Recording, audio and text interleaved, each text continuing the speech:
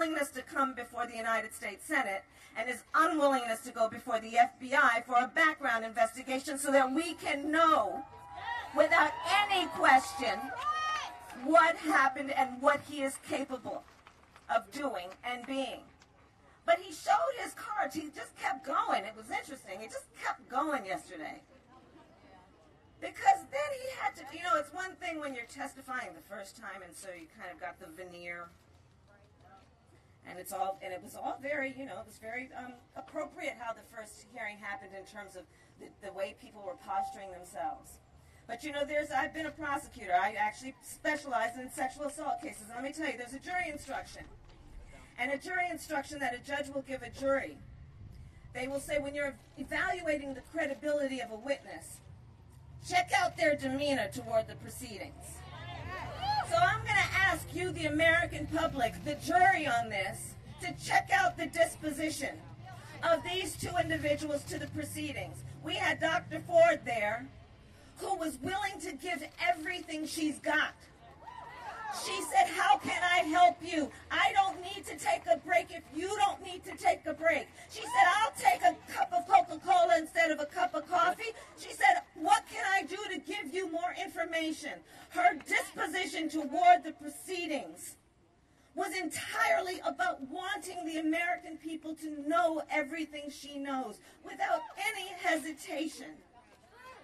Contrast that with his disposition toward the proceeding, where he accused United States senators of being part of a left-wing conspiracy, as though there is no merit to the allegations that were brought before us. Does he think we are stupid? Well, we will not be bullied. We will not be bullied. We will not be bullied. We will not be bullied. We will not be bullied. We will not be bullied. And the bottom line is this. We are strong. We are strong in the tears we shed, in the pain that we feel about what has been going on, in our disillusionment about what is happening in terms of these processes. The fact remains, guys, we are strong. And we will fight.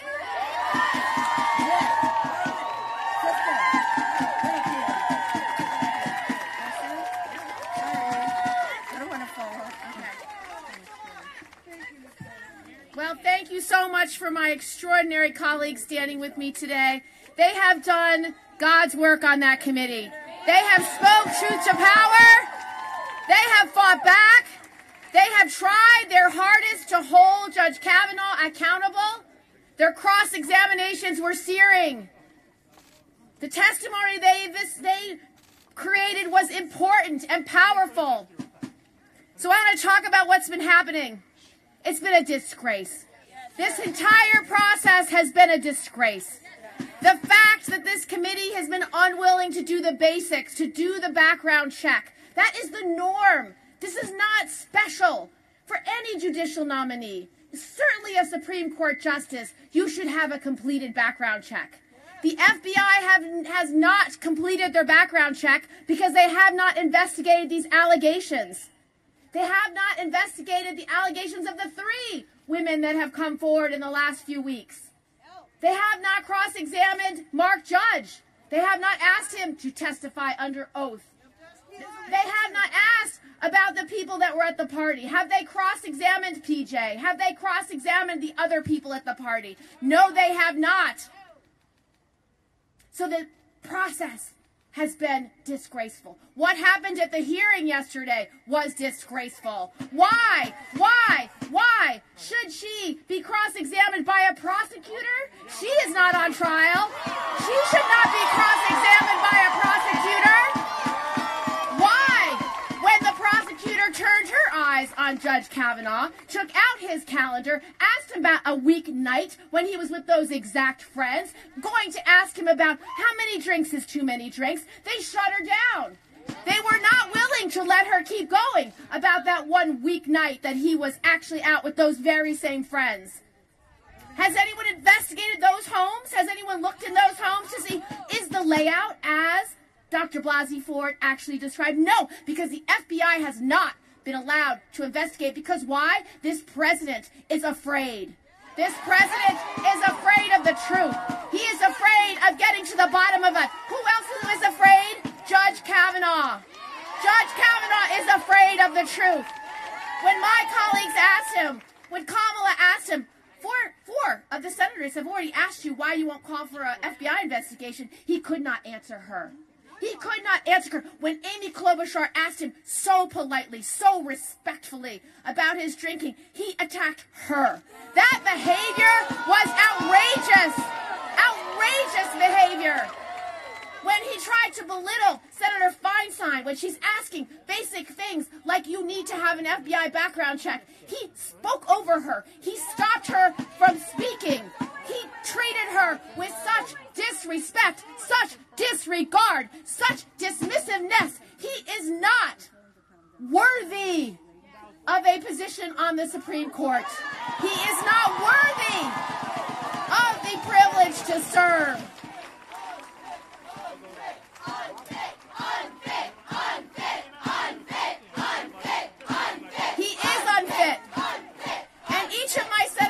Showed how he was lying. I thought what Sheldon Whitehouse did yesterday was extraordinary. He lied about what's in his yearbook. The bragging about his drinking, the bragging about his sexual conquest, those were intentional. That does not stand to be the truth. When he said that's not what these things mean, that's not what we were doing, he was disregarding women in his yearbook. He was bragging about drinking in excess. And he lied about the drinking age in Maryland at the time. He wasn't allowed to drink, and neither were the seniors. So he lied to the American people yesterday, and we are not stupid. So now I want to talk about Dr. Blasey Ford and why she is a hero. She is a hero. She stood tall. She swore an oath. She told the committee, I'm here to be helpful. You could tell that this was hard for her. Even the prosecutor said, I can tell that you are terrified. She was terrified, as millions of women are every day, to come forward, to speak truth to power, to try to make a difference, to try to change the outcome. But I can tell you, she was brave. She was fearless. She stood there for all of us, and she spoke her truth for millions of American women and men who wanted to speak their truth. She has empowered women with her voice. I've heard from young women over the last 24 hours who have been empowered because she stood tall. She told her truth. Today is one of the saddest days for American women. This morning, greeted by a teacher, she burst into tears. We are carrying their voices today. We are standing tall for them. We are speaking our truth because Dr. Blasey Ford had the courage to speak her truth. She will not be ignored. She will not be denied. She will not be disbelieved. We hear her. So, now, to us. This is now our time, our moment, our opportunity to be heard. Do not give up. Do not back down. Do not be quiet. Do not give up. This is about all of us and being heard. We should talk to every senator who has yet to vote about this nominee. We must tell them our truths. When they can't look us in the eye, don't stop telling your truth. When they want to dismiss this kind of behavior and say it doesn't matter, do not allow them to say it doesn't matter. Our voices will matter. Our voices will matter today. Our voices will matter this week. Our voices will matter come Election Day this November. Be heard. Do not give up and do not give in. You are righteous and you are right. November is coming.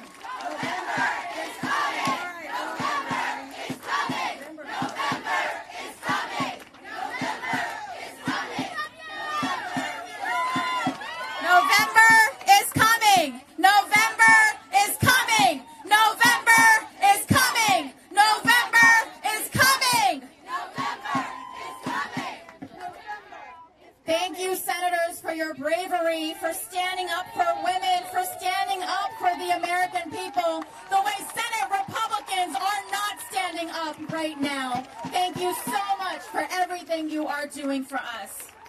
And thank you all for coming here today. My name is Anisha Singh, and I am with Generation Progress at the Center for American Progress.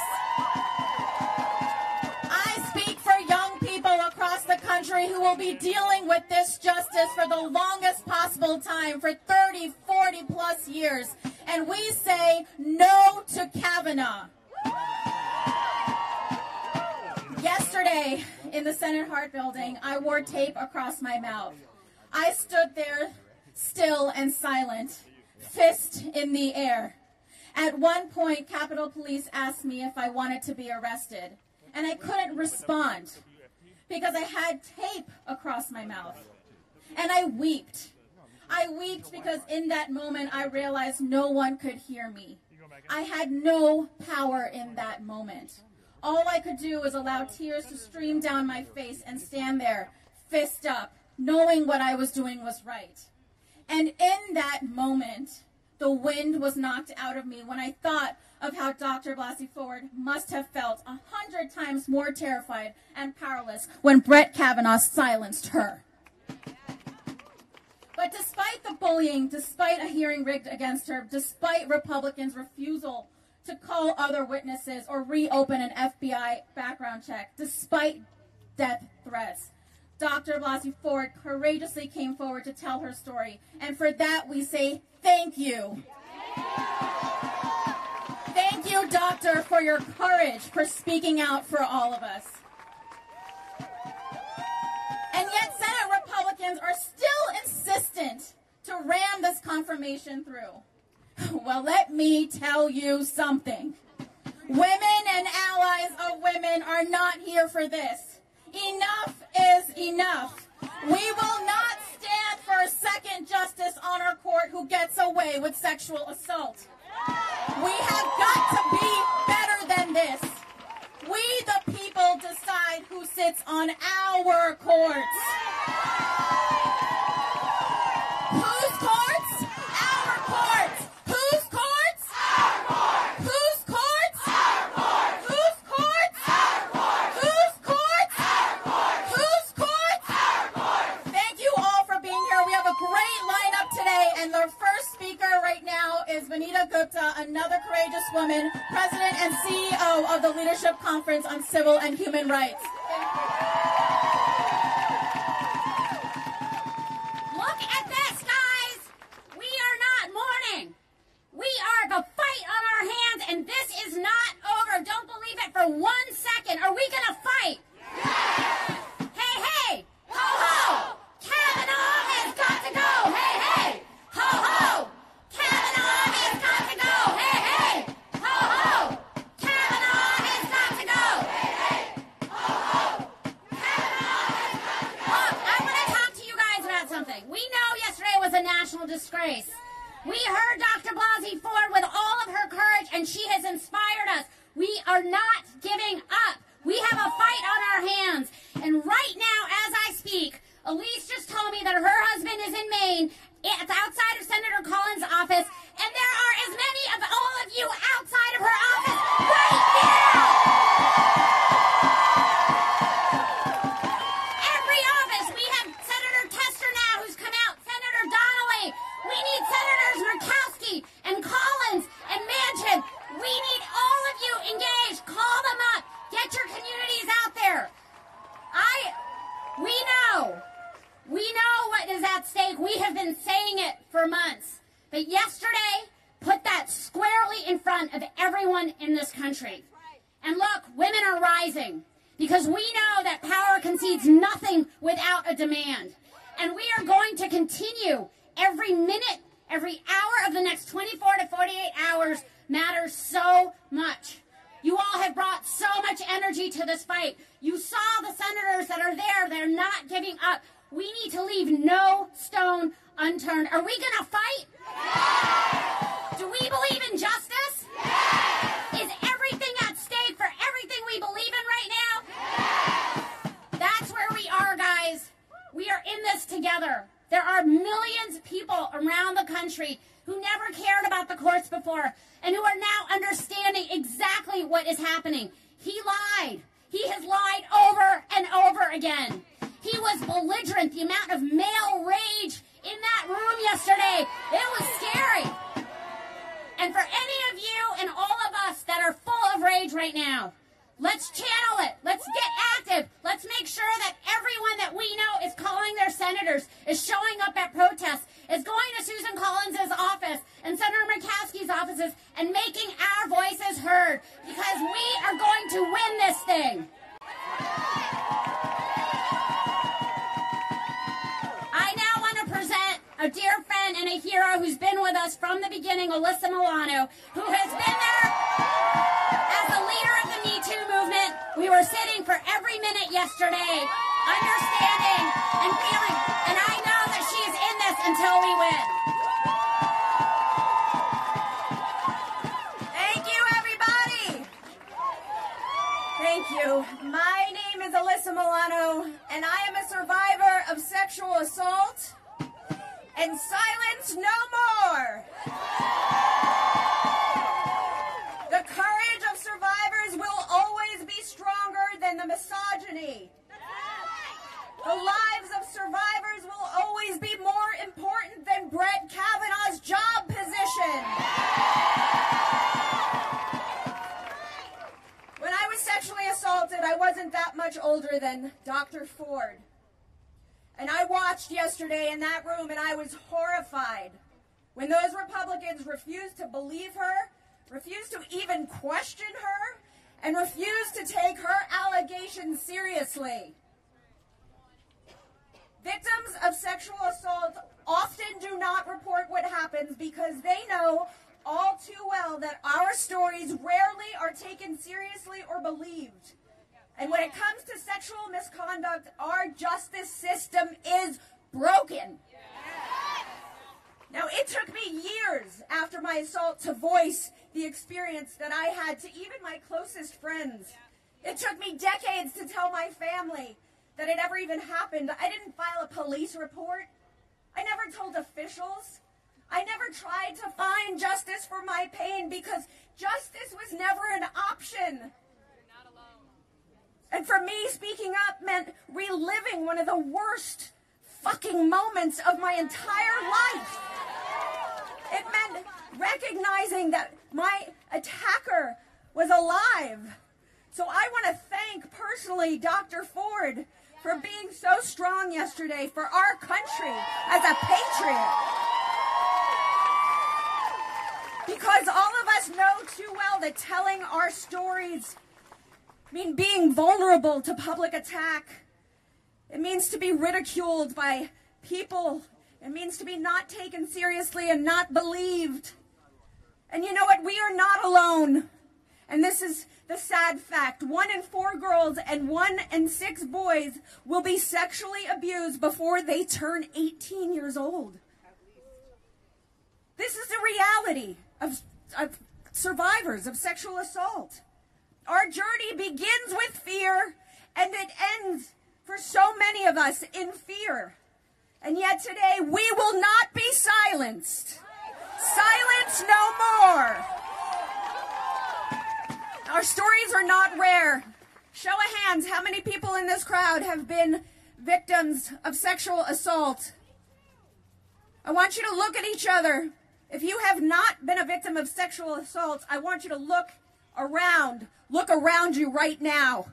Look at how prevalent this is. What are you going to do to change this? What are you going to do to change this? Being here is not enough. Where else are you going to be? What are you going to do so that the next generation doesn't have to live like this? Our stories are not rare. They are tragically common. This is pain that people feel across this country, and I encourage you to listen to your members of your family, to the members of your community, to those that are living with an experience similar to Dr. Ford's. But most importantly, if you are a survivor, I encourage you to honor your own experiences in your own voice and in your own words. Because despite Brett Kavanaugh, despite the words of President Trump, And despite the lack of action from so many of our lawmakers, you are valuable. You are important. And no one, not a president, not a Supreme Court nominee, can take that away from you. Let me be very clear. I still believe Anita Hill.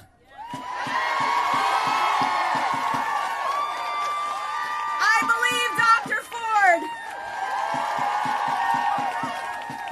And to every survivor hearing this, knowing that I am here with you, know that I see you, know that I believe you, know that I am you. November is coming. Human microphone.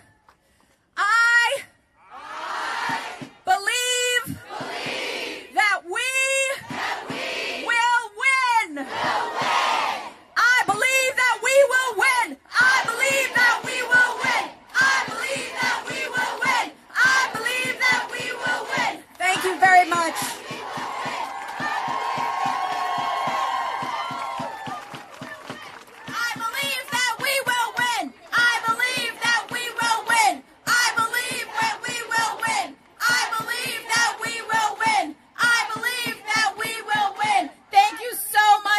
For your courage and for speaking truth to power. Give it up for her one more time.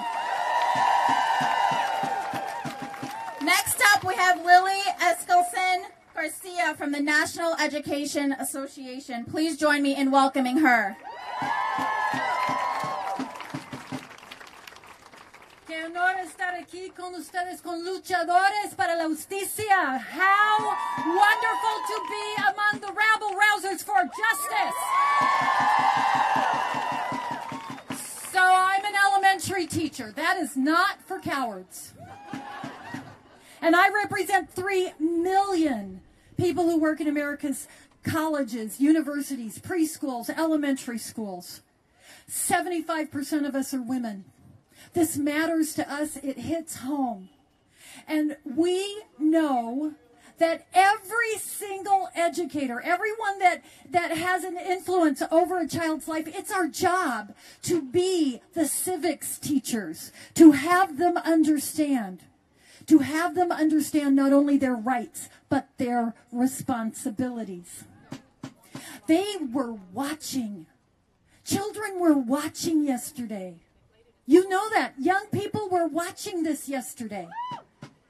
And they saw 2 people testify. They saw 2 people say the exact same thing when they were asked, how sure are you that you are telling the truth? 100%. Both of them said, 100%, I am sure I'm telling the truth. Both of them cannot be right. One of them is a big fat liar. You know that. And so we are teaching our students critical thinking skills. And one of those skills is take a look and decide for yourself who you believe. Here is one person testifying who has nothing to gain from telling the most painful truth she could tell. And someone who had everything to gain from telling a lie. Now you tell me, who do you believe? So let's just make this short and not so sweet. There's nothing sweet about what's going on here. If you believe Dr. Ford, if she has convinced you as she has so convinced me, then yes, you have the constitutional right to assemble. Good for us. You have the constitutional right to petition the government for redress. Good for us. But you have something more. If you see what we see as educators, you have the responsibility. You must act. You must get on the phone, on emails, bang on those senators' doors. Either thank them for being courageous or demand that they do not seat a liar. A liar under oath. You know, somebody said, Why should we go back 30 years? Look at that. We don't have to go back 30 years. We can go back to yesterday. This man lied under oath. That is a crime. That makes him unfit. And like Vanita said, it is not too late to make this nomination fail. That is our responsibility. La única lucha perdida es la lucha abandonada. Y no vamos a perder nada.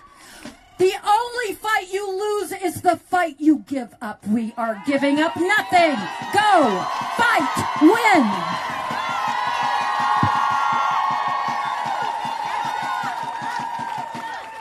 Thank you.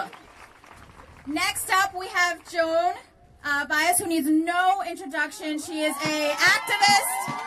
She is fearless. She is powerful. She is courageous. Please join me in welcoming her.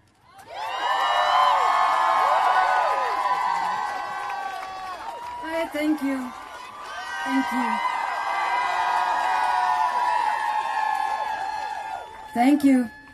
For the millennials, my name is Joan Baez. I'm a folk singer and a lifelong nonviolent activist.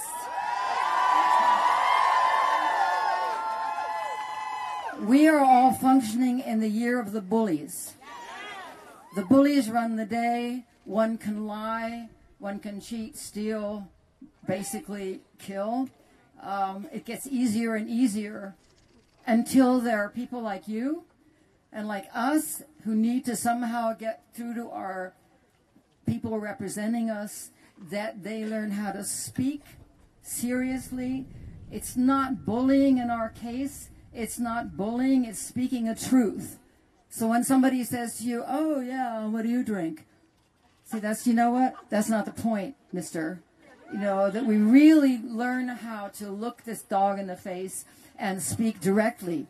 And I think all of us here have that potential, and if some of them have done it, and at some point we may have to go to jail for it, because no social change really happens without people willing to take a serious risk. And I'm sure that you will, and some of you have. So just to encourage you, to thank you, and to let you know that from my age level, this is happening, and you're on the right track. And I just want to sing. I know that these days it's really call and response more than it is music, but I'll sing this one song and ask you to sing it with me. And it's something we sang in the Civil Rights Movement. And by the way, in the Civil Rights Movement, we fought for the right for blacks, and we also fought for trying to liberate the whites from their own stagnation, from their own ignorance. And so, in a sense, it's the same thing now. Our fight is also to liberate men to be human beings instead of bullies. Ain't gonna let nobody turn me around, turn me around, turn me around. Ain't gonna let nobody turn me around. Keep on a-walking, keep on a-talking, gonna build a brand new world.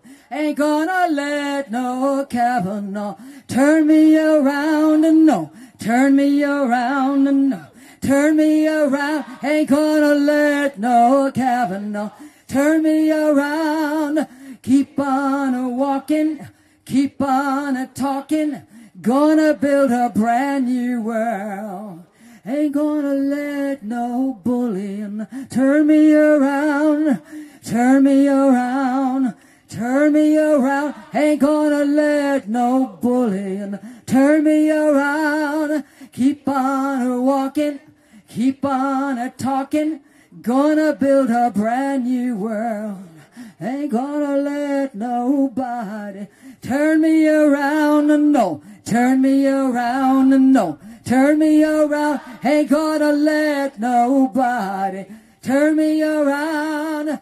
Keep on a-walking, keep on a-talking, keep on a-singing, keep on a-swinging, gonna build a brand new world. Thank you.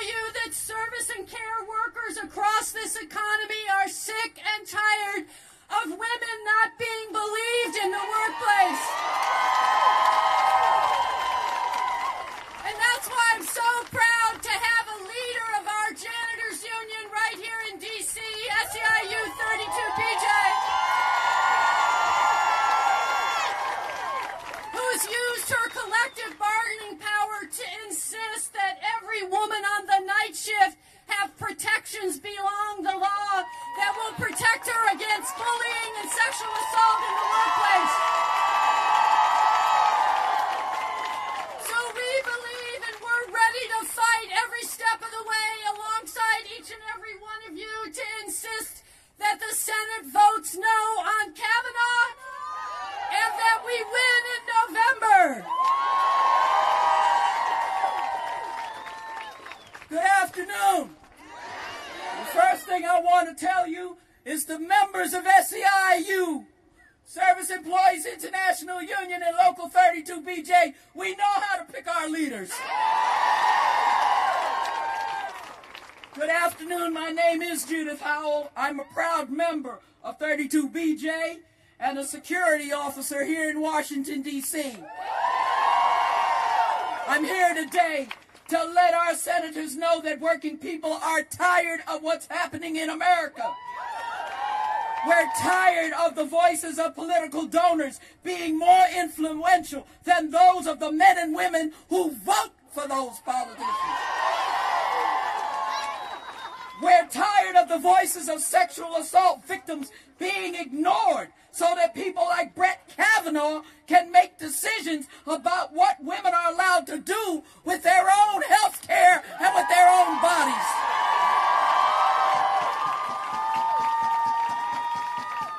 This is a moment of truth. These victims need to be heard because sexual assault hurts all Americans. It hurt me. I grew up in the 1950s, and I thank my triune God that I was never victimized or attacked. But I and along with my friends, comforted several young women who had gone to these afternoon parties. They were too horrified, too terrified to tell their parents. Their self-esteem was severely damaged, and some lost their will to live. These were our friends. We were their peers. As their peers, we had to keep their secrets and counsel them as best we could. Just as I stood with my friends back then, I'm standing with Dr. Christine Blasey Ford and others today. I'm saying no more. No more. No more. No more. No more. No more. No more. And let us be clear. It is the people who are just trying to put their allies on the Supreme Court that are manipulating this process.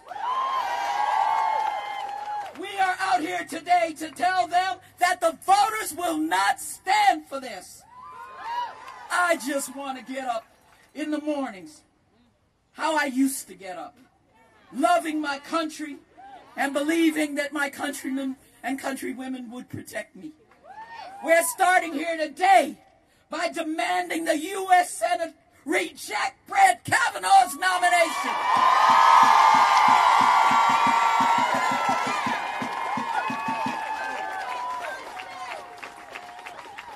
No means no. Kavanaugh has got to go. No means no. Kavanaugh has got to go. No means no.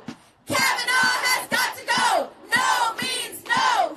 Kavanaugh has got to go. No means no. Kavanaugh has got to go. No means no. Thank you all. All right. So next up we have Rebecca Coakley, a dear friend and an activist, Director of Disability Justice Initiative at the Center for American Progress. Give it up.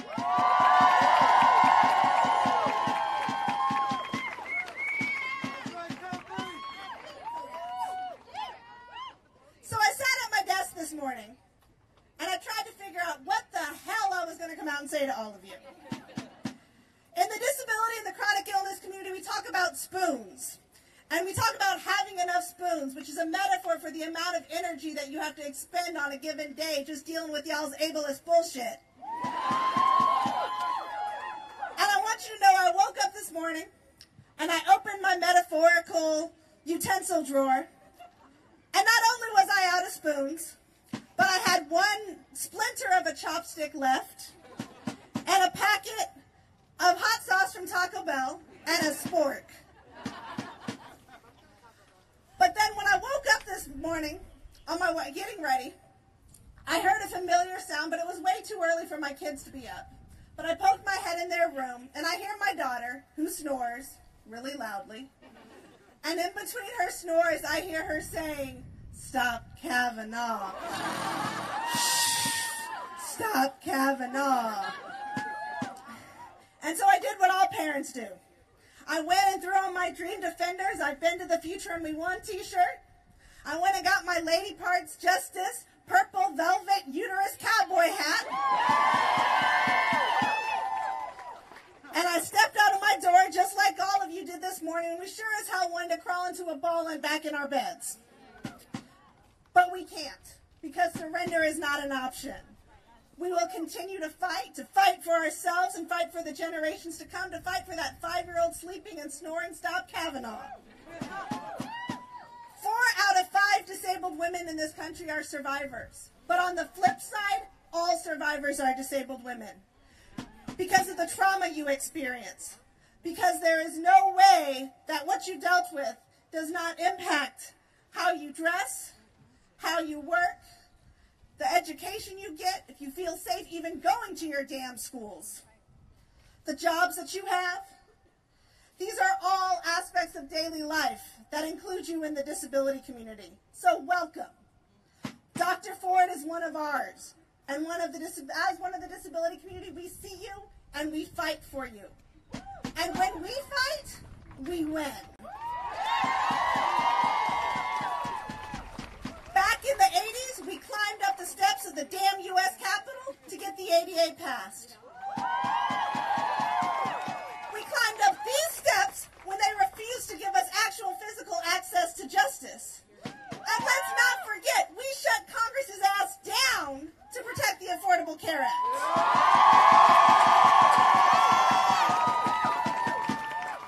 We will not be electing people who then we have to turn around and beg for their damn benevolence not to erode our civil rights. This is not some happy accident, people. This is not a Bob Ross tree. They are damn intentional about what they're doing. The same old, tired, angry white men that did this yesterday did this decades before to Anita Hill.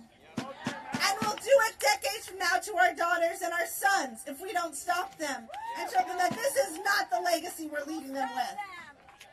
We will win. We will win. We need to continue voting our values because these are our values. The Republican Party does not own family values anymore.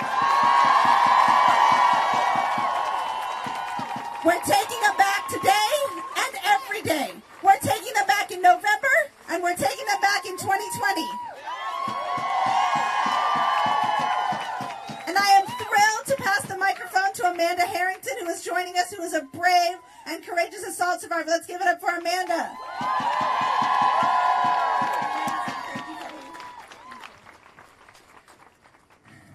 Sure.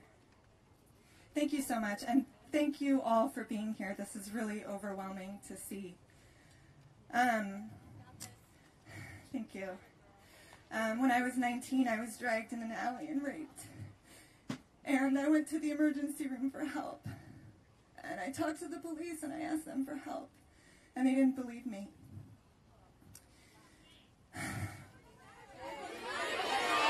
Thank you. Thank you. And I thought the silver lining in all of that was that would be the one time, you know, I'd had my most horrific experience and I could put it behind me and move on. But that was not the case. Unfortunately, I was the victim of several more crimes after that. And I would be damned if I was going to not be believed again. So you bet I reported that shit. And I fought to hold accountable the men that did that to me. I sat in a courtroom, I stared them down, I pointed them to the jury, and I convicted 2 men.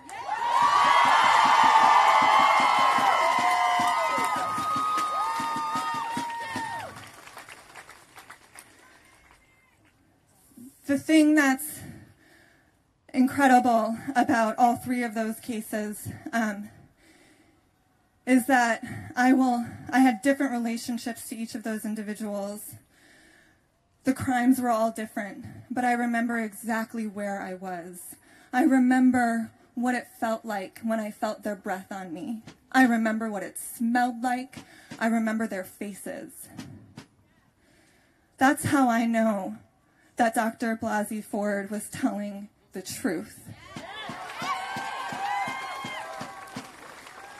When I woke up and read the news of these allegations against Brett Kavanaugh, my heart sank, thinking for the woman out there who was going to have to hear his voice on the news every single time he made a decision affecting our rights, our lives, somebody else's life, our bodies. And then there was another commonality between what Dr. Blasey Ford went through and what I went through. I was not the first victim of the men who abused me, but I was the first to say something about it.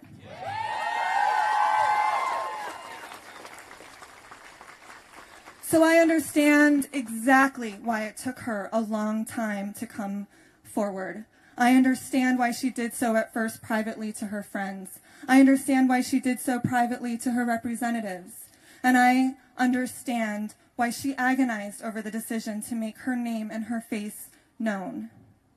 I'm still scared.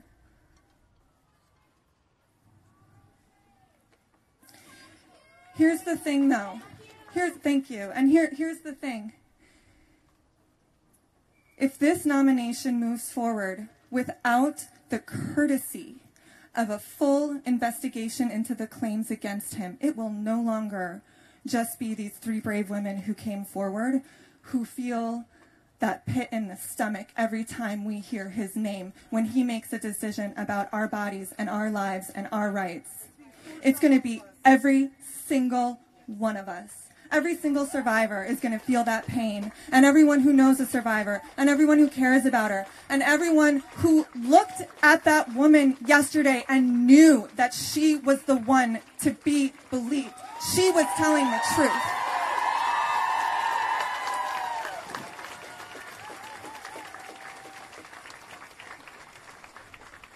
Here's the thing, though. Back when I was much younger, and I thought I just got through the worst moment in my life. But I'm going to use that experience to do something better. You know, I was humiliated when I went to the emergency room and I reported my crime. The doctor didn't give me a gown. He had me walk across the room. He slapped my ass when I cried. And exactly. And the police never filed the report that I gave them. I went back to the police over and over and over again to try to report that crime. But here's the thing. I knew that I could use that experience to change things. And when I got home and I was able to breathe again, I heard on the news that the state of Wisconsin was trying to reform its emergency room laws so that every victim had the courtesy of evidence collection, baseline information, emergency contraception to prevent a pregnancy from the assault. And I stepped forward and told my story, and you know who made sure that that bill became law in the state of Wisconsin? Republicans. Republicans in control of the state of Wisconsin 10 short years ago partnered with Democrats to do the right thing. They can do it again. We don't even need that many of them. We don't even need that many of them. We need a couple of them who look at Dr. Blasey Ford and see her humanity and hear her truth and say, at the very least, I want to know more. Thank you.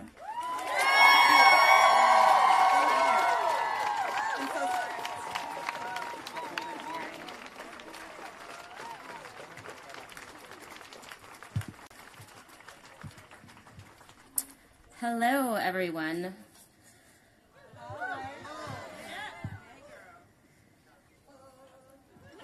Yes, I'm holding it. My name is Katie O'Connor. I'm a counsel at Demand Justice. I'm a rape survivor, and I believe Christine Blasey Ford, Deborah Ramirez, and Julie Swetnick. To be honest, I am so outraged by what has happened over the past 2 weeks that I am almost without words. Almost. I am outraged that so many of our senators seem to have learned nothing in the past 27 years since Anita Hill so bravely came to testify about the abuse she survived by Clarence Thomas, a man who would soon become a justice on the highest court in this country. I am outraged that so many of our senators seem willing to elevate another abuser to that same court, despite yesterday's compelling testimony by Christine Blasey Ford, who courageously came forward to testify about the abuse she survived by Brett Kavanaugh. I am outraged. Dr. Blasey Ford came forward, no doubt, hoping that senators had learned from their earlier mistakes. Unfortunately, they have not. Yesterday, the Republicans on the Senate Judiciary Committee did exactly what they did 27 years ago. They interrogated Christine Blasey Ford. They put her on trial, seeking to discredit her testimony. And to Brett Kavanaugh, who assaulted Dr. Blasey Ford, they apologized.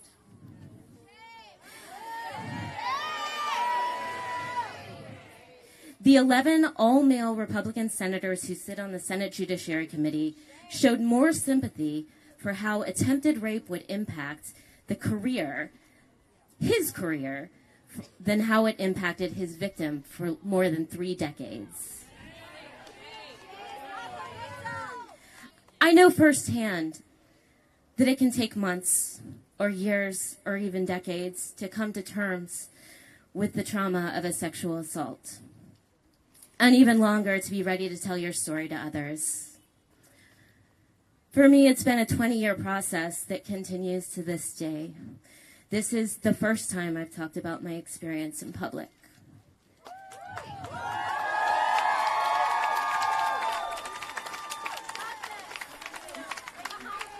Thank you.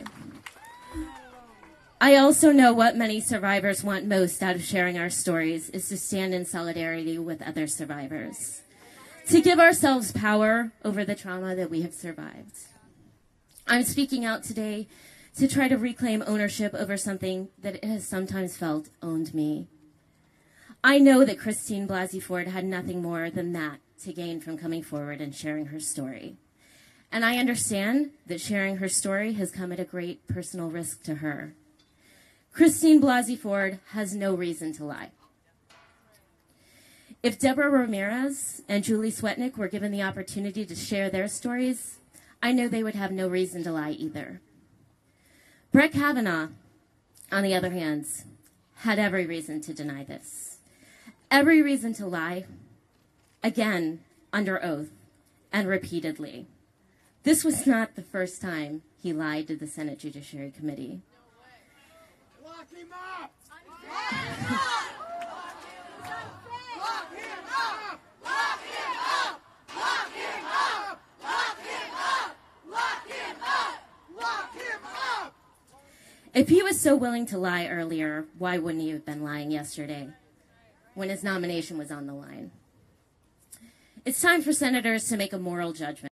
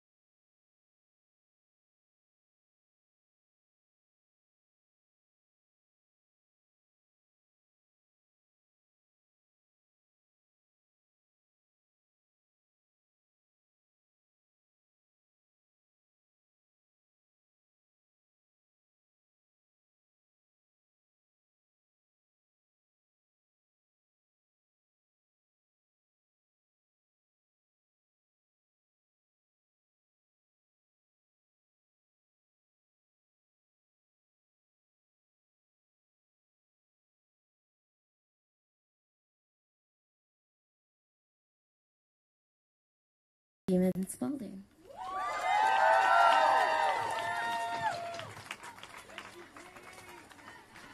Vote them out! Vote them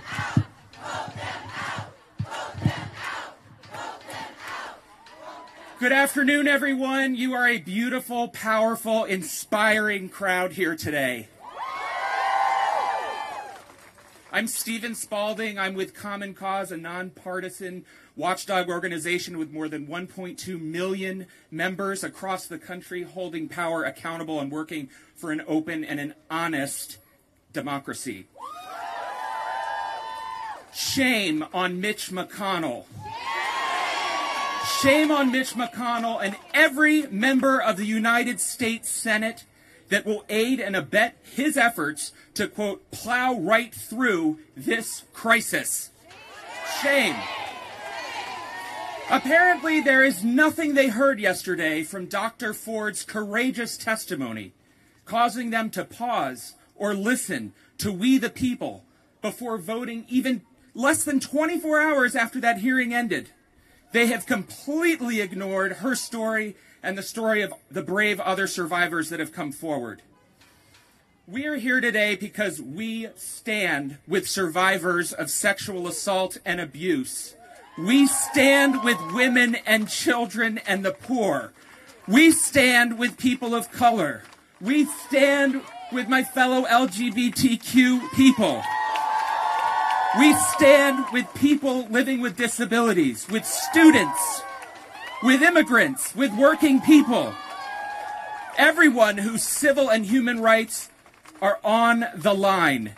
All of us have every right to justice and the rule of law and fair courts.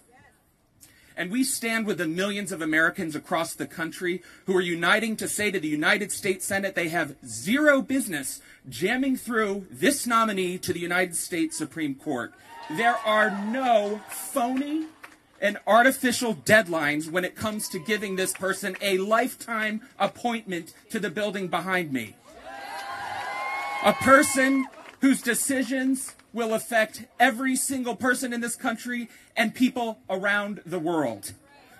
Every single senator across the street swore an oath to defend the Constitution from all threats, both foreign and domestic. That's what they swear an oath to.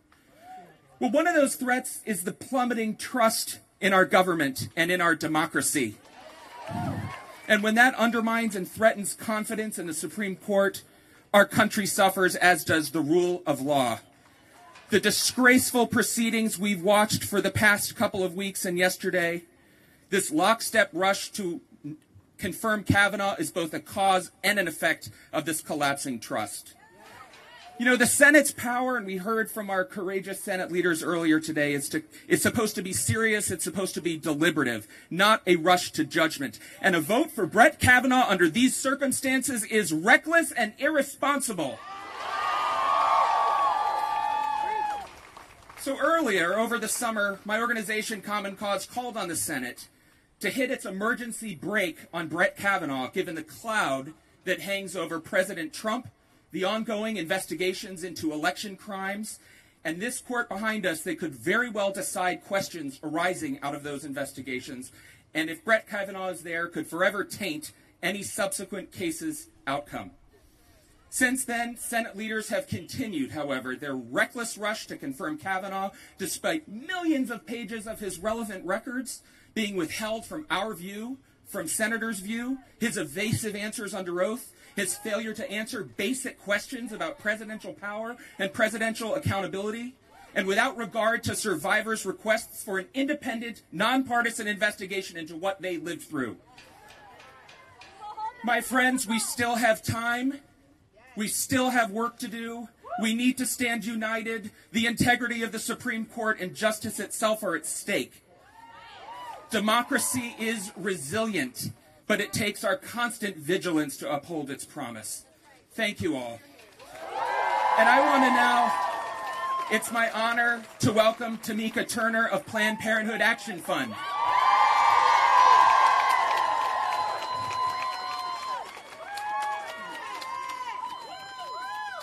My name is Tamika Turner, and I'm here today representing Planned Parenthood. We're in this fight for the 2.4 million people who rely on our services and care every year. Planned Parenthood Health Centers serve survivors every day. We believe survivors of sexual assault, and we respect their decisions about when and how to share their experiences. Yesterday, the country rallied around survivors, and we watched as Dr. Blasey Ford shared a dark and traumatic memory, unequivocally naming her attacker under oath. She was strong, she was brave, and she was honest. Then we watched as Brett Kavanaugh acted like he was the victim, like not getting a seat on the highest court was a worse crime than sexual assault.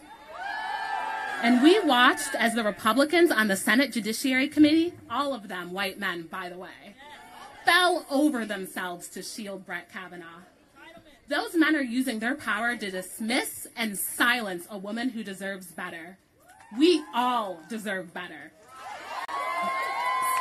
So we must demand it from the people we sent to represent us. Kavanaugh's judicial record alone was enough for senators to reject his nomination. He tried to block a young, undocumented woman from getting the abortion she is legally and morally entitled to. He ruled to let bosses decide what kind of birth control their employees are allowed to have. And he got nominated for this job because Donald Trump knows he would dismantle Roe v. Wade and the right to safe, legal abortion in this country. If confirmed, Brett Kavanaugh would control civil and human rights for a generation. That's workers' rights, that's LGBTQ rights, that's voting rights, that's everyone's rights. He would have the power to determine the future of this country. Brett Kavanaugh is not entitled to a seat on the Supreme Court. Now, going to prep school doesn't make serving on the court your birthright.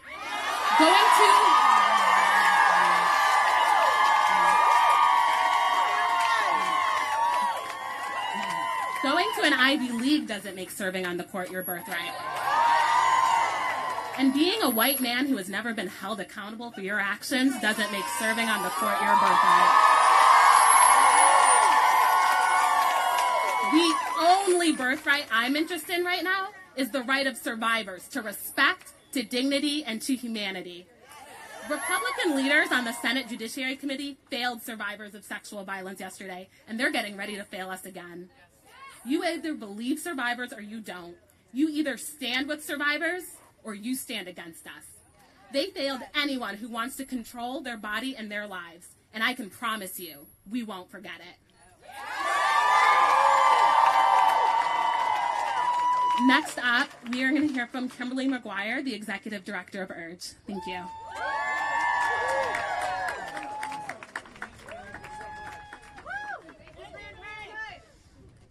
Good afternoon. I'm Kimberly Nez McGuire. I'm a queer Latina reproductive justice activist, and I believe survivors. Audre Lorde said, caring for myself is not self-indulgence, it is self-preservation, and that is an act of political warfare.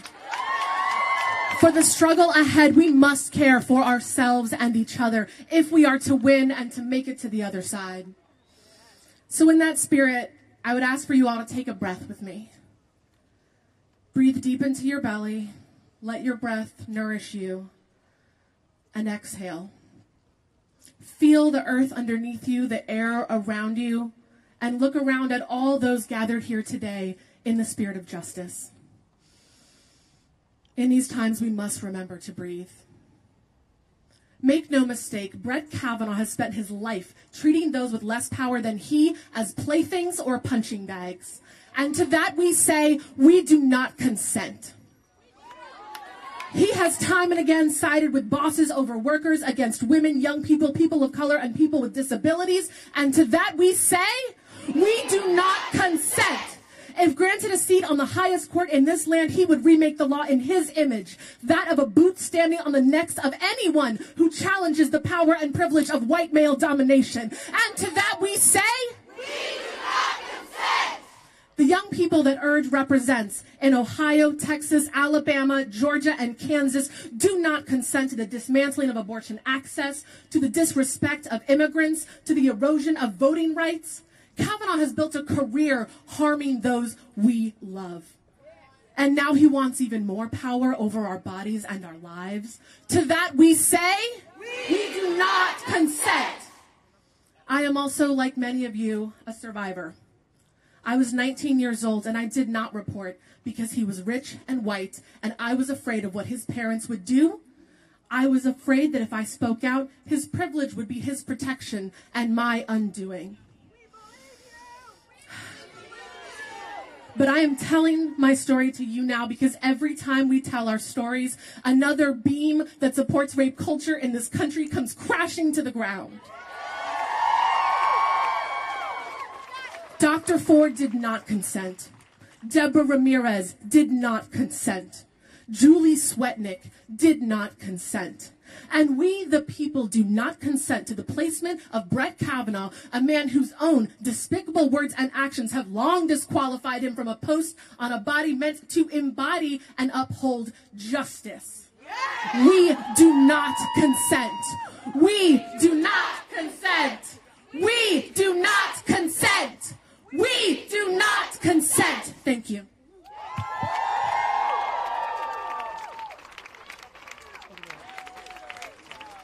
We do not consent.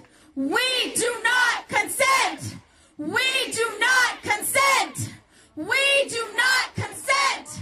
We do not consent. We do not consent. We do not consent. Not consent. Thank you, guys. Next up, we have Senator Tina Smith from Minnesota. Give her a round of applause.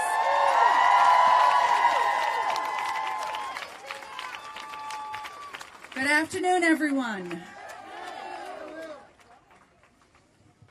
Why are you all here? Let me tell you why I'm here. I have been in this United States Senate, a job that I feel so honored to hold for only a short time. But I know that this is wrong, what's happening. I know that it's wrong. Yesterday I was thinking about the work that I have done in my life and the work that was happening in the Senate and the work that confronts all of us right now. You know, I stand before you as a United States Senator. But before I ever had this job, I was working for women's health care and all people's reproductive rights at Planned Parenthood.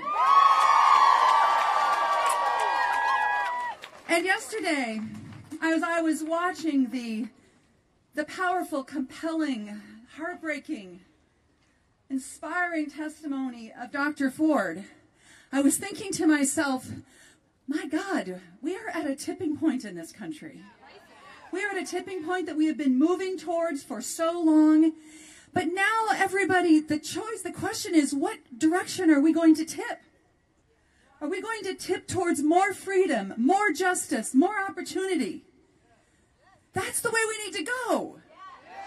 But I am so fearful right now that we're tipping in the wrong direction. Because in addition to what I saw, the testimonial that Dr. Ford provided us, I also saw another piece of testimony that was filled with anger. Judge Kavanaugh spoke with anger. He spoke with defensiveness. He spoke with a deep vein of partisanship that shows us who he is and convinces all of us, if we weren't convinced already, that this person is not fit to serve on the United States Supreme Court.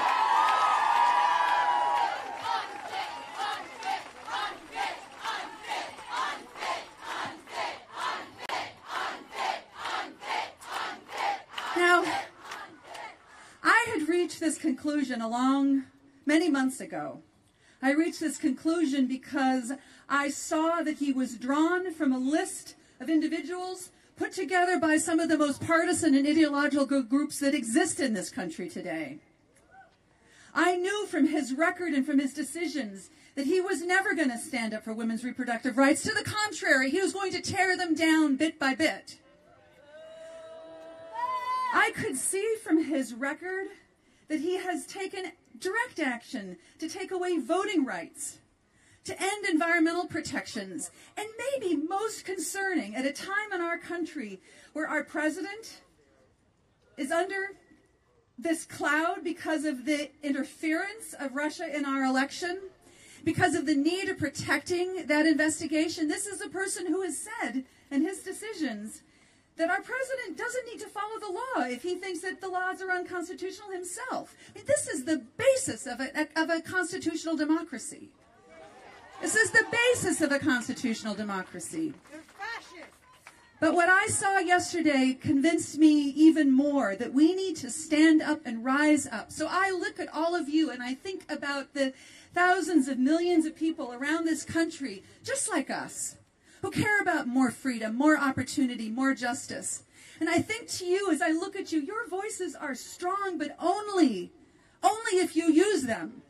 Are you going to use your voices today? And are you going to use them tomorrow? And are you going to never lose hope that we can change the tipping point that's happening here if we use our voices? We have to do that for the good of all of us, for the good of every single one of us. Thank you so much for being here. I'm so proud to be with you. Thank you.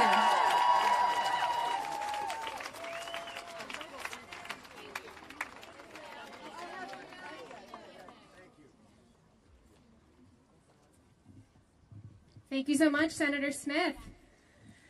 Wow, you are all amazing. It's incredible up here to see you all today. Thank you so much for coming. I am Lindsay Morris from National Council of Jewish Women. NCJW is a grassroots organization of volunteers and advocates across the country who work to improve the life of women, children, and families, and safeguard religious liberties and individual rights. We are here today as people of faith who, from day one, have strongly opposed the nomination of Judge Kavanaugh to the U.S. Supreme Court. And we are here today because we support survivors. Even before the allegations of sexual abuse that Dr. Blasey Ford and others have come so bravely forward to tell us, we had more than enough information to understand what's at stake for us and how dangerous a Justice Kavanaugh would be. Judge Kavanaugh lacks credibility, and his record shows us that he would be dangerous for women. He would turn back the clock of health care, including reproductive rights and health care that we so much need. He would be dangerous to our country's fundamental principles of religious freedom enshrined in our Constitution. It is long past time to withdraw the nomination of Judge Kavanaugh. The mere fact that he is still in the running for this lifetime seat, even after Dr. Blasey Ford's courageous and heartbreaking testimony, it has sent a clear and loud message to the entire nation that this Republican Senate does not care about women. The Jewish community has recently concluded our holiest day, Yom Kippur, during which we atone for our sins and renew ourselves and our commitment to seeking justice and truth. This country, too, finds itself at a critical moment in which we are seeking justice and truth. L'chaim.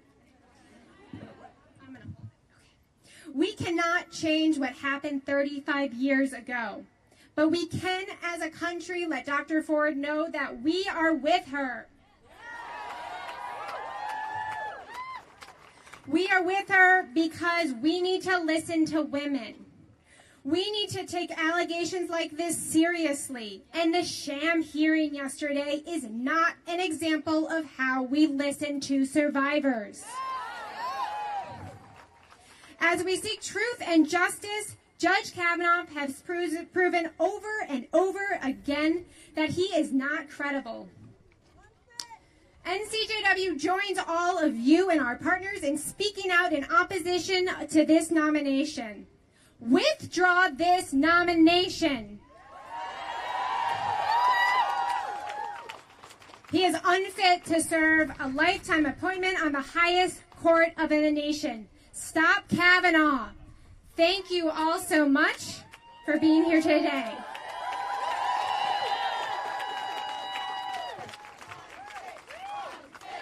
Unfit, unfit, unfit, unfit, unfit, unfit, unfit, unfit, unfit, unfit, unfit, unfit.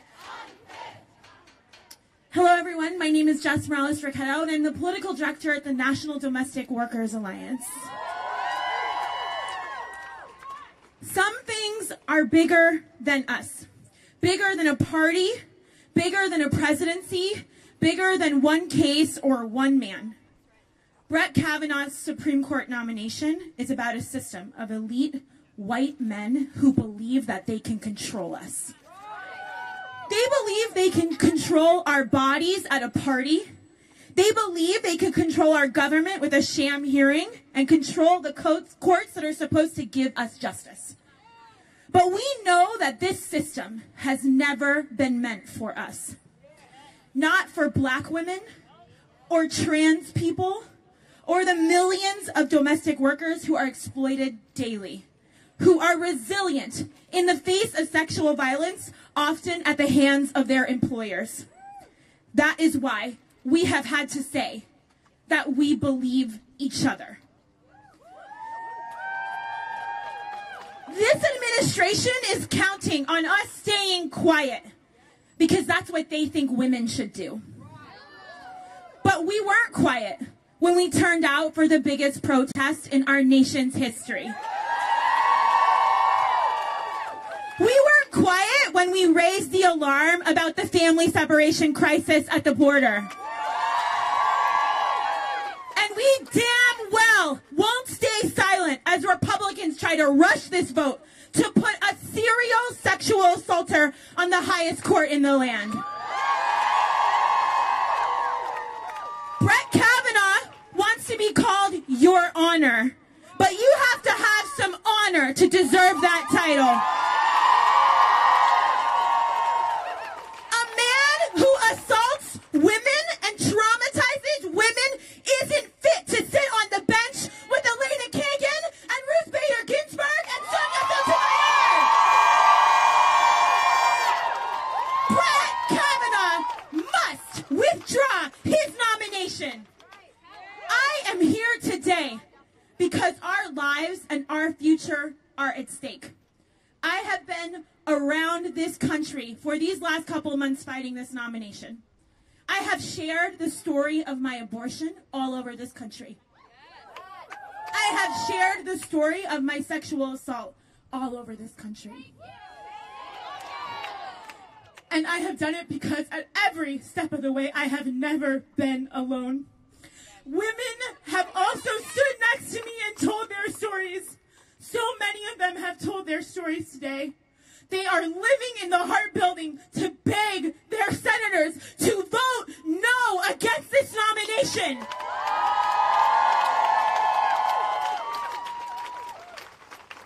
These men are counting on us to be tired. They are counting on us to be discouraged. And whenever I think I can't do it, I think about domestic workers. Women who make extremely little money, who do work often invisibly, and who are among the most at risk for sexual assault. And every single day they get up and they care for our children, and they clean our houses, and they care for our elders, and they fight.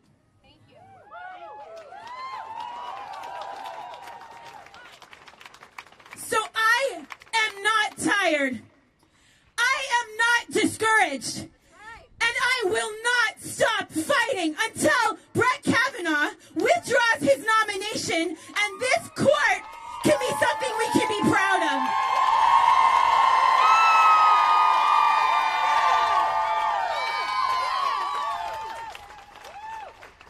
I know that you've been doing the same thing. You've been calling, you've been texting, you're at this rally, and now I need you to do one more thing.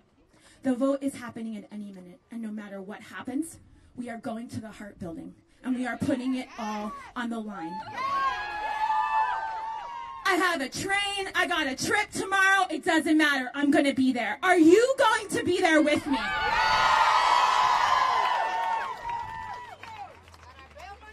We're going to win because we believe survivors.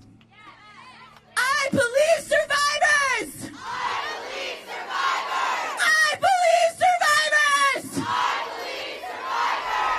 I believe survivors! I believe survivors! I'm now happy to introduce Marge Baker with the People for the American Way. Hello, thank you all for coming out. Thank you all for being here. Thank you for all the work you're doing. I'm Marge Baker. I'm Executive Vice President at People for the American Way. We're a civil rights, civil liberties organization that's been around for 35 years and have over 1.5 million members around the country. And you can bet they're all working to get Brett Kavanaugh to withdraw his nomination. So now, listen, we've heard a lot of things from Republicans lately. We've heard that Dr. Blasey Ford's testimony is part of a conspiracy, that she's, quote, mixed up, end quote. We've heard that women who ask for an FBI investigation aren't credible, but that the man who lied to the committee again and again is. And from all of that, I think one thing is perfectly clear. Mitch McConnell and Chuck Grassley will do anything and say anything to get Brett Kavanaugh confirmed, and so will Brett Kavanaugh. Shame, shame, shame, shame, shame. So, let's take a minute to remember why they're doing this. Why are they disrespecting women? Why they're attacking survivors? They are dismissing credible accounts of sexual assault because they want a fifth vote on the Supreme Court for their extreme agenda. They are attacking Blasey Ford, Dr. Blasey Ford, because they want to overturn Roe v. Wade. Shame. They are cheering for Brett Kavanaugh's unhinged rants yesterday because they want to take away your health care. They are refusing to hear from other survivors because they want to make it harder to vote. Let's be clear, that is a shameful agenda. Shame. And they are insulting and demeaning every woman and every survivor of sexual assault because they want so badly to crush unions and put more money into politics and take away rights from LGBTQ people. No. But we are here to say that we will not be steamrolled. No. Survivors cannot be dismissed. Women are not just a speed bump on the way to achieving an extreme political agenda. No. Our stories are powerful. Our voices are powerful. Our votes are powerful. We believe Dr. Blasey Ford, and we will not allow her to be dismissed, no matter how much Chuck Grassley might want that. We are going to stand up, fight back, and stop Brett Kavanaugh. Stop Brett Kavanaugh. Stop Brett Kavanaugh. Stop Brett Kavanaugh. Stop Brett Kavanaugh. And now, it's my pleasure to introduce Sage from Know Your Nine.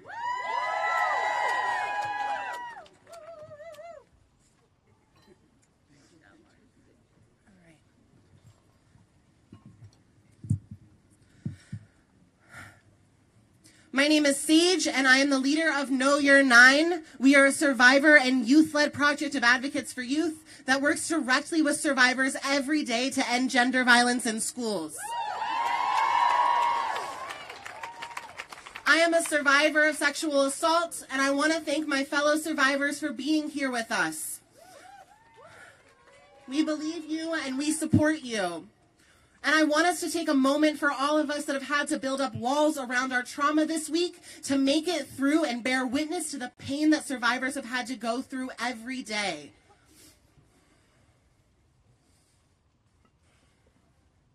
I am here today bringing the stories and powers of survivors that I worked with every day. Survivors like Dr. Ford who were assaulted when they were young. Survivors who face daily backlash for trying to change the culture of this country. And survivors who don't owe you their pain and their trauma for you to believe them and support them. Survivors who are so sick and tired of being told down and to shut up. Survivors who are being told that their pain does not matter. What we saw yesterday was a brave and powerful survivor speak out about the trauma she has been forced to live with at the hands of Brett Kavanaugh. And what we saw in response was an abuser lashing out because those that were trying to hold him accountable for the first time were seeing through his shit. I saw someone that was filled with disrespect for women being exposed. No matter how many random classmates signed a letter in support of Brett Kavanaugh, he exposed himself for what he truly is. We saw the rage and toxic masculinity that was filling that room. Brett Kavanaugh is unfit for the Supreme Court. Unfit, unfit, unfit, unfit, unfit.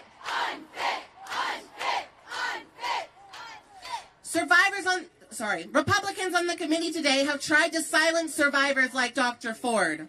They are trying to tell survivors that what happens to them when they are 15, when they are 17, and when they are 19 doesn't matter.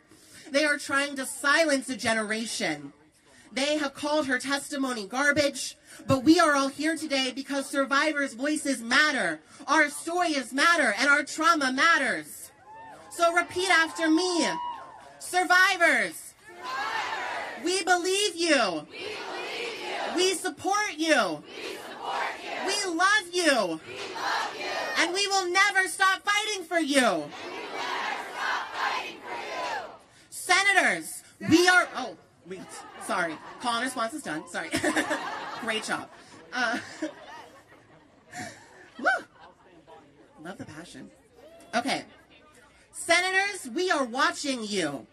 You have a choice. Just as abuse and assault disqualifies you from the highest court in the land, supporting and voting in an abuser for a lifetime appointment disqualifies you as well.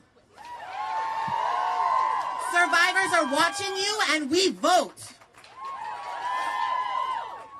Dr. Ford is a hero. Dr. Ford, thank you. Thank you for doing what so many of us could not. Thank you for inspiring so many of us that carry trauma in our bones. Dr. Ford, we believe you. And I want to do the call and response again. Now it's time. Okay, great. Dr. Ford, we believe you. We support you. We thank you. And we will never stop fighting for you. I believe that we will win. I believe that we will win. I believe that we will win. I believe that we will win. I believe that we will win. I believe that we will win. I have the amazing honor of welcoming Faith Ferber to the stage, a fellow Know Your Nine organizer and survivor activist.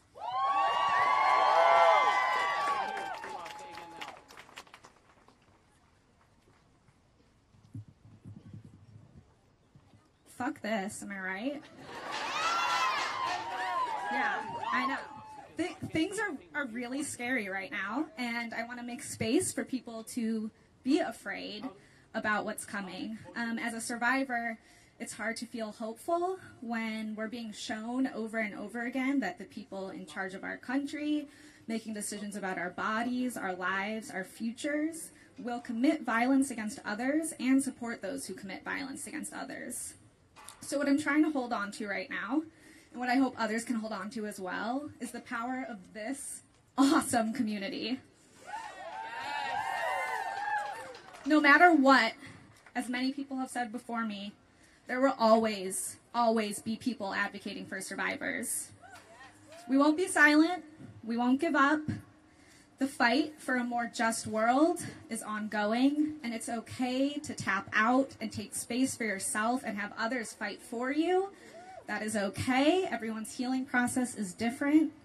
But know that as long as there's a fight, there will always be this incredible community of brave, compassionate survivors that we can turn to for support at any time.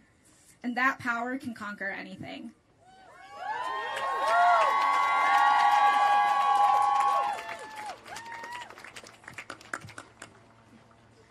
Good afternoon. Good afternoon. My name is Olivia Dalton, and I'm here on behalf of 3 million outraged, determined members of the Human Rights Campaign.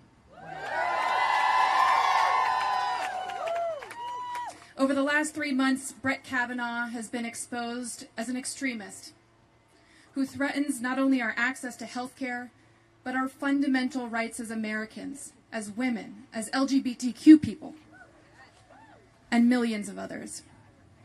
And yesterday, he was exposed as a liar with a hairpin trigger who doesn't belong on that Supreme Court. Like all of you, we are here today to say loudly and boldly and unequivocally that we believe Dr. Ford. We believe Deborah Ramirez. We believe Julie Swetnick. We believe all survivors. With absolutely nothing to gain from this, they stepped forward yesterday to protect other survivors from a man who hopes to ascend to the highest court in the land, and to lead our legal system for decades to come. Let me be clear. There can be no justice for these survivors with a Justice Kavanaugh on that Supreme Court. After what we heard yesterday, there is simply no legitimate reason for any member of the U.S. Senate to vote to confirm this man. And there is no reason for any member of the U.S. Senate to participate in this abhorrent rush to confirm him without, at a minimum, a credible third-party investigation into these allegations. And yet some senators who've benefited from our voices and our votes still believe that this can be business as usual. It is not. It will not be business as usual. And we need to keep calling. We need to keep showing up. We need to keep rallying. We need to keep telling our stories. And we need to make change. And if they won't be the ones to stand up for us, damn it, we're going to come out in November and we're going to make sure we elect lawmakers who will.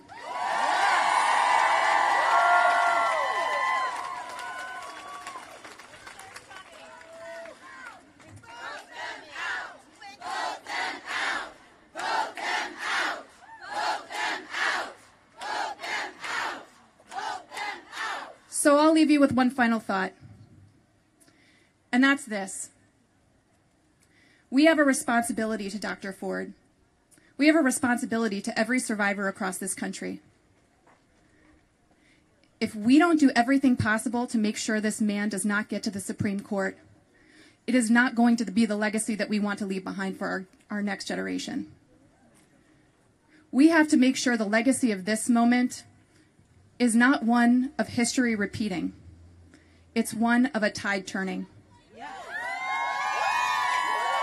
Thank you very much. It's my honor to introduce Amaya Smith from the National Partnership for Women and Families.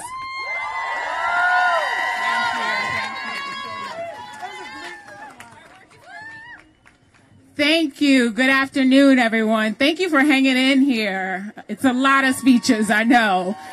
I want y'all to get that energy up because we're getting ready to go ahead and march to Hart after this. Woo! I also just recently heard some good news that Senator Flake might be manning up and womaning up and womaning up and possibly getting some courage to delay this vote for an FBI investigation.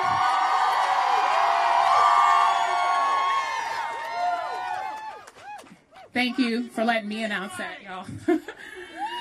My name is Amaya Smith, and I represent the National Partnership for Women and Families, an organization that advocates for the rights of women everywhere to have quality health care, access to abortion, and a safe and fair workplace.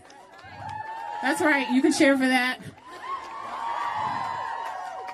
We are a nonpartisan organization that works to bring real facts to important issues that affect women and their families every day. Contrary to what Brett Kavanaugh thinks, we are not part of the vast left-wing conspiracy. It's been a really crappy week, y'all.